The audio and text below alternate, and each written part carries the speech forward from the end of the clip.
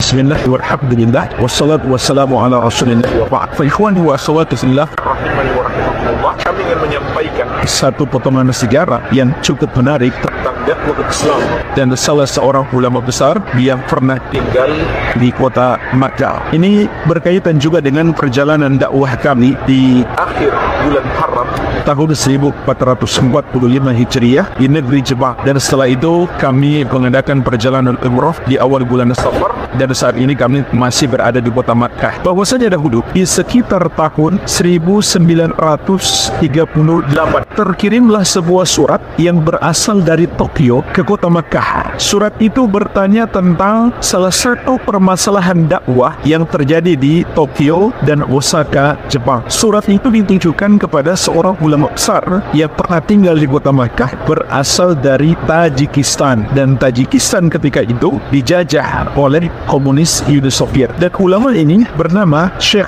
Muhammad Sultan bin Muhammad Al-Maksumi rahimahullah ta'ala. Beliau salah seorang pejuang kemerdekaan umat Islam melawan penjajahan Soviet, sampai akhirnya beliau beberapa kali tertangkap di penjara, dan akhirnya beliau harus terasing ke Cina. Pada akhirnya beliau bisa meloloskan diri sampai ke kota Makkah, dan akhirnya menetap di kota Makkah dan berdakwah di Masjidil Haram, dan juga menjadi seorang guru di Darul Hadis di kota Makkah. Dan Darul Hadis di kota Makkah ini memiliki sejarah panjang para ulama besar yang pernah mengajar di situ. Ya, di antaranya Syekh Muhammad bin Jamil Zainu, begitu pula Syekh Muhammad Ali Adam rahimahumullah taala rahmatan wasi'ah. Apa isi surat yang datang dari Jepang itu, jemaah sekalian? Ada orang-orang Jepang yang ingin masuk Islam, tapi kemudian mereka menjadi bingung karena adanya pertentangan antara kaum muslimin Pakistan dengan kaum muslimin dari Indonesia yang ketika itu tinggal di negeri Jepang. Apa permasalahannya? Kaum muslimin dari Pakistan mengatakan kepada orang-orang Jepang yang mau masuk Islam, kalian harus bermadhab Hanafi, sementara kaum muslimin dari Indonesia mengatakan kalian harus bermadhab Syafi'i. Maka apa yang terjadi, jemaah sekalian? Orang-orang Jepang yang mau masuk Islam itu pun menjadi bingung. Maka ditulislah surat ini untuk bertanya kepada Syekh Muhammad Sultan Al-Maksumi rahimahullah ta'ala. Maka jemaah sekalian, jawaban terhadap surat ini kemudian menjadi sebuah buku yang selesai ditulis sekitar tahun 1939 atau 1940, yang beliau beri judul Hadiyatus Sultan ila Muslimi Biladil Yaban, yang artinya hadiah dari Syekh Muhammad Sultan untuk kaum muslimin di negeri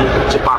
Intinya adalah beliau mengajak kaum muslimin untuk berpegang teguh dengan ajaran-ajaran Rasulullah SAW, dan boleh bermadhab tapi jangan sampai ta'assub, apalagi mengharuskan orang untuk ikut madhab tertentu saja, yang diistilahkan dengan fanatik madhab, yang luar biasa dampaknya sampai orang Jepang yang baru mau masuk Islam ini menjadi bingung, sehingga mungkin menghalangi atau menjadikan mereka tertunda masuk Islam. Jadi kita pun paham dampaknya sangat buruk. Dan buku ini adalah salah satu buku yang dipuji oleh imam besar ahli hadis abad ini, Al-Imam Al-Faqih Al-Muhaddits Al-Albani rahimahullahu ta'ala rahmatan wasi'ah. Oleh karena itu sangat patut kita pelajari buku yang bagus ini insyaallah ta'ala, yang berjudul Hadiyatus Sultan ila Muslimin Biladil Yaban. Nah, jemaah sekalian, ada dua catatan menarik di sini. Yang pertama adalah di tahun tersebut adalah tahun sebelum Jepang menjajah Indonesia, karena di catatan sejarah Jepang datang tahun 1942.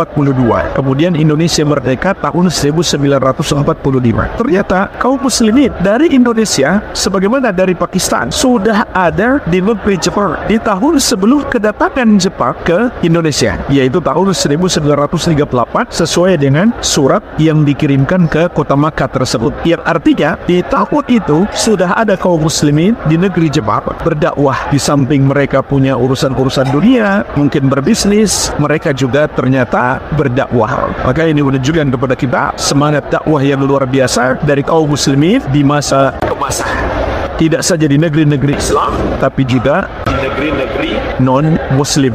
Yang kedua jemaah sekalian, kalau kita perhatikan di masa sekarang, ketika kami berkunjung ke negeri Jepang, kami masih mendapati secara zahir yang mendominasi umat Islam di negeri Jepang itu berasal dari Indonesia dan Pakistan. Namun apabila dahulu, kalau kita cermati dalam kisah ini, seakan ada pertentangan atau persaingan dalam tanda kutip antara kaum muslimin Indonesia yang bermadhab Syafi'i dan kaum muslimin dari Pakistan atau India yang bermadhab Hanafi.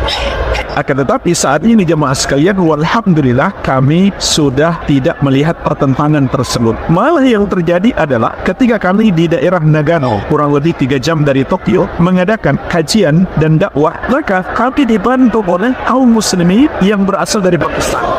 Bahkan kami menggunakan masjid mereka. Begitu pula kaum muslimin dari Indonesia diizinkan untuk menginap di masjid tersebut dengan memanfaatkan berbagai macam fasilitas yang cukup bagus di masjid tersebut, yaitu Masjid Al-Iman yang ada di Nagano, yang posisinya juga sangat bagus, berada di pinggir sungai dan daerah persawahan. Jadi daerahnya cukup sejuk dengan pemandangan yang indah dan cukup jauh dari pemukiman warga asli negara Jepang. Jadi alhamdulillah di masa sekarang kaum muslimin saling tolong menolong karena mungkin menyadari kita punya tanggung jawab bersama untuk mengajak manusia kepada Islam agar mendapatkan hidayah dari Allah Subhanahu wa taala dan selamat di dunia dan di akhirat. Dan subhanallah, kaum muslimin dari Pakistan mungkin mengalahkan kaum muslimin dari negara-negara lain dalam hal pembangunan masjid di negeri-negeri minoritas muslim. Ya, ketika kami berdakwah di Hong Kong juga kami menggunakan masjid yang dibangun oleh saudara-saudara kita kaum muslimin dari India dan Pakistan. Ini luar biasa semangat mereka dalam dakwah dan dalam ibadah dan memperhatikan kaum muslimin yang lainnya. Maka jemaah sekalian, insya Allah dengan adanya saling tolong menolong antara kaum muslimin di negeri-negeri minoritas muslim, ini akan menjadi sebab tersebarnya Islam sebagai rahmatan lil alamin. Karena inilah misi kita sebagai umat Nabi Muhammad SAW, agar kita menjadi umat yang terbaik. Allah Azza wa Jalla telah mengingatkan kita, kuntum khaira ummatin ukhrijat linnas ta'muruna bil ma'ruf wa tanhauna 'anil munkar wa tu'minuna billah. Kalian adalah umat yang terbaik yang dikeluarkan untuk manusia karena kalian memerintahkan kepada yang ma'ruf dan melarang kemungkaran, dan kalian beriman kepada Allah Subhanahu wa taala. Dan ketahuilah, setinggi-tingginya kemakrufan adalah tauhid, mengajak manusia menyembah hanya kepada Allah yang satu saja, dan sebesar-besarnya kemungkaran adalah syirik, yaitu penuhanan atau peribadahan kepada selain Allah Subhanahu wa taala. Maka marilah kita sebagai umat Islam dari negeri manapun kita berasal untuk tolong menolong dalam kebaikan dan takwa dan dalam berdakwah mengajak manusia ke jalan Allah Subhanahu wa taala. Wabillahi taufik walhamdulillahi rabbil alamin.